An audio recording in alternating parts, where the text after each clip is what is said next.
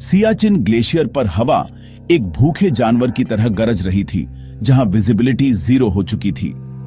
एक बर्फीले तूफान ने दुनिया को बर्फ और हिमपात के घूमते भंवर में बदल दिया था।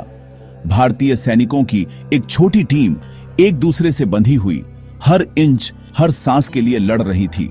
उनका मिशन सिर्फ जिंदा रहना नहीं था, बल्कि आगे बढ़ना था, एक ऐसी ऊंचाई पर कब्जा करना था जहां कभी किसी इंसान का झंडा नहीं लहराया था। यह कुदरत के ही खिलाफ एक लड़ाई थी। हवा पतली और ऑक्सीजन रहित उनके फेफड़ों को जला रही थी। ठंड उनके गियर में घुसकर उनके अंगों को पत्थर में बदलने की धमकी दे रही थी। वे एक सफेद रेगिस्तान में भूत की तरह थे। उनका हौसला ही उन्हें इस जमी हुई जगह का परमानेंट हिस्सा बनने से रोके हुए था।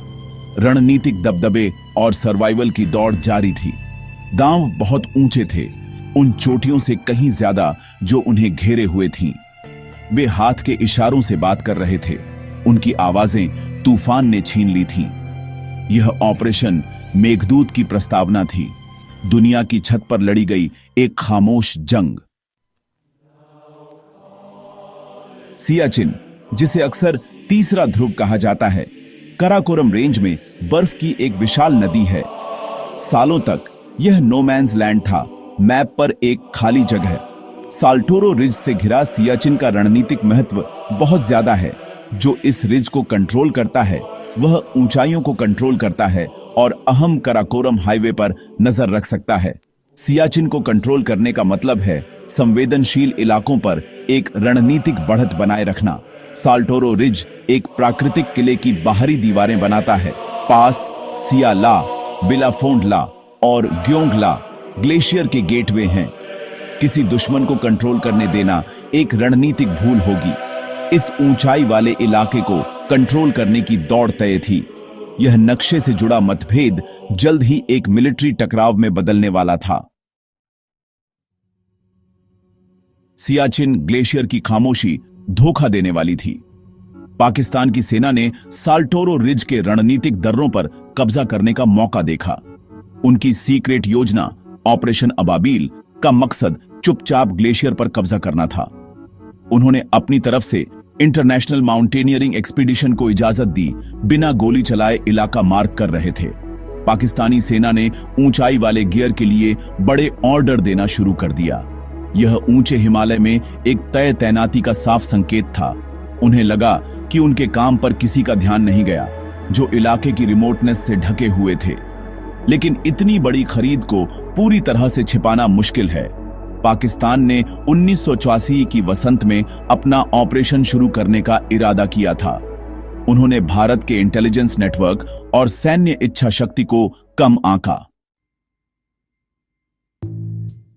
हर सीक्रेट एक निशान छोड़ता है और रॉ उस पर नजर रख रहा था।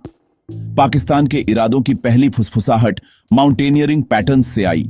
रॉ के ऑपरेटिव्स ने पाकिस्तान द्वारा इजाजत दिए गए विदेशी एक्सपीडिशन की बढ़ती संख्या पर गौर किया। ब्रेक थ्रू यूरोप के एक सोर्स से आया। लंदन स्थित एक सप्लायर को पाकिस्तानी सेना से ऊंचाई वाले गियर के लिए एक बड़ा ऑर्डर मिला। यह स्मोकिंग गन थी। यह इंटेलिजेंस भारतीय सरकार के उच्चतम स्तरों तक पहुंचाई गई। भारत अब समय के खिलाफ दौड़ में था।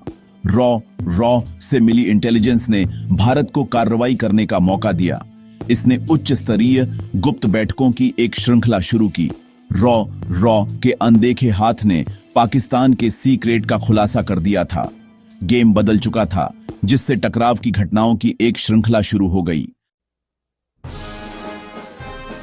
रॉ से मिली इंटेलिजेंस साउथ ब्लॉक में बिजली की तरह गिरी। खतरा असली और तुरंत था। ऑपरेशन मेघदूत या ऑपरेशन क्लाउड मैसेंजर का जन्म हुआ।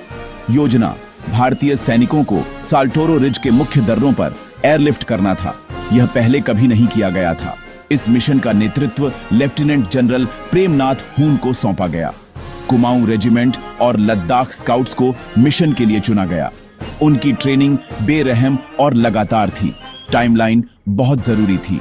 भारत को पहले आगे बढ़ना था। लॉन्च की तारीख 13 अप्रैल तय की गई। भारतीय सैनिक कठोर वसंत के मौसम की आड़ में अंदर जाएंगे। दुनिया की छत पर एक नाटकीय टकराव के लिए पासा फेंक दिया गया था। अप्रैल 1984 का पहला हफ्ता घबराहट भरी ऊर्जा से भरा था। कुमाऊं रेजिमेंट और लद्दाख स्काउट्स के सैनिकों ने अंतिम जांच की। योजना चरणों में आगे बढ़ने की थी, जिसमें MI-8 और चीता हेलीकॉप्टरों द्वारा एयरलिफ्ट शामिल थे। शुरुआती सॉर्टीज एक नर्व ब्रेकिंग ऑर्डियल थी। चीता हेलीकॉप्टरों ने स्काउट्स के रूप में काम किया, लैंडिंग स्पॉट की पहचान की। तेज हवाओं और पतली हवा ने हर मनूवर को एक संघर्ष बना दिया। जैसे ही पहली टीमें हवाई इंसर्शन के लिए तैयार हुईं, दूसरों ने पैदल मुश्किल ट्रैक शुरू कर दिया। यह दो तरफा हमला था, हवा और जमीन से एक दौड़। दुनिया की छत तक चढ़ाई शुरू हो चुकी थी। 13 अप्रैल 1984 बैसाखी के त्योहार के साथ पड़ा। हेलीकॉप्टर उड़ान भरे साल्टोरो रिज की ओर बढ़े। उनका टारगेट बिलाफोंड ला था, जो मुख्य दर्रों में से एक था। 18,000 फीट से ज्यादा ऊंचाई पर हेलीकॉप्टर उतारना एक पायलट का नाइटमेयर होता है। अविश्वसनीय सटीकता के साथ पायलट ने हेलीकॉप्टर को हवर किया। सैनिक कमर तक बर्फ में कूद गए। कुछ ही घंटों में पहली पलटन बिलाफोंड ला पर थी। उन्होंने पेरीमीटर सुरक्षित करने के लिए भाग दौड़ की। ऑपरेशन मेघदूत का पहला चरण सफल रहा। भारतीय तिरंगा फहराया गया, जो भारत के दावे की घोषणा थी। सरप्राइज पूरा था। पाकिस्तान भारतीय सेनाओं को पहले से ही वहां पाकर चौंक गया। खामोश दौड़ जीत ली गई थी, लेकिन सियाचिन के लिए जंग अब भी शुरू ही हुई थी। दर्रों को सुरक्षित करना सिर्फ पहली जीत थी। सियाचिन पर असली दुश्मन खुद पर्यावरण था। सैनिकों ने अकल्पनीय कठिनाई की दुनिया में कदम रखा, जिसे व्हाइट हेल का नाम दिया गया। तापमान -50 डिग्री सेल्सियस तक गिर जाता है। ऊंचाई जानलेवा चुनौतियां लाती है। समुद्र तल से ऑक्सीजन आधी से भी कम होती है।